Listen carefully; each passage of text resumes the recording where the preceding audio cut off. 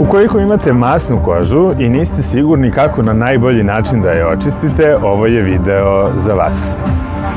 Uveče je neophodno detaljno čišćenje masne kože koje započinjete uklanjanjem šminke. Za uklanjanje šminke kod masne kože najadekvatniji preparati su zapravo micelarne vode.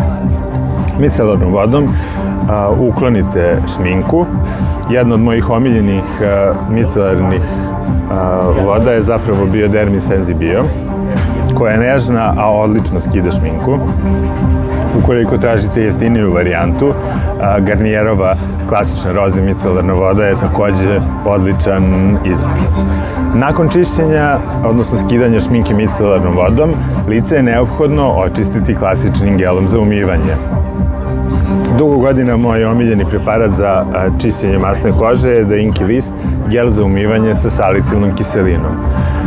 Ovaj gel za umivanje sadrži 2% salicilne kiseline, što je visoka koncentracija. Međutim, za razliku od većine drugih gelova za umivanje sa salicilnom kiselinom, koji su dostupni u apotekama, Inky List je veoma nežan za kožu. Uobičajeno, gelovi sa salicilnom kiselinom su obično agresivni i dosta isušuju kožu.